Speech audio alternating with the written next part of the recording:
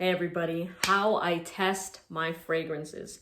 So I take the scent, I already sprayed this, but it's the back of a knee. But for the sake of this video, I'll do it again. I'll spray it on my wrist and then let it sit throughout the day. Okay, the comment that I received, I believe this guy said that he'll spray a fragrance and then smell it again in 15 minutes when it's dried down and then wash it off and then test another fragrance. And the reason why I don't suggest doing that is because one, you don't know how long the fragrance is gonna last.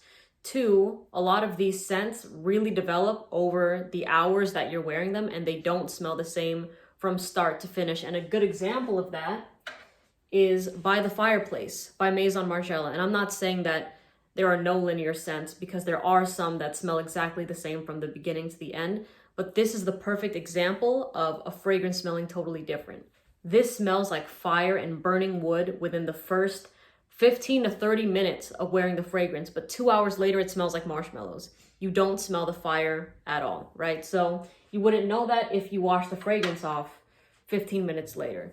So what I would do is I would test different fragrances. So sometimes, usually I would do 4 is max, but I like to stick to 2. So I would put 1 here, I would put a different fragrance on my other wrist, and then the inside of my elbows. But sometimes 4 can be a bit overwhelming, especially if I find out that they're beast mode scents, then I'm kind of overwhelmed with it. But typically I like to stick to 2.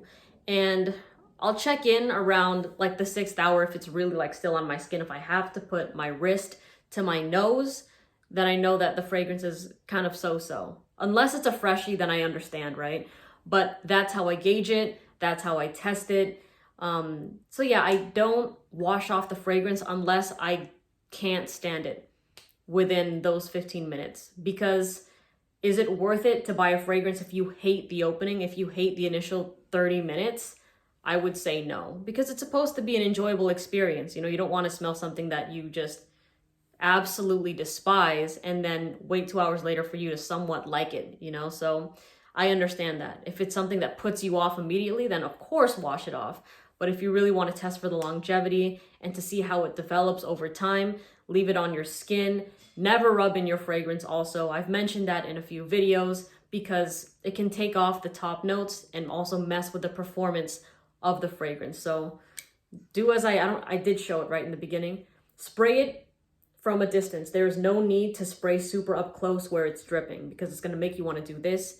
And on top of that, when you spray it up close, and you put it to your nose immediately, it's gonna just smell like alcohol. And then you're gonna think that, oh my gosh, this fragrance smells like alcohol, they all smell the same. So just definitely spray it at a distance.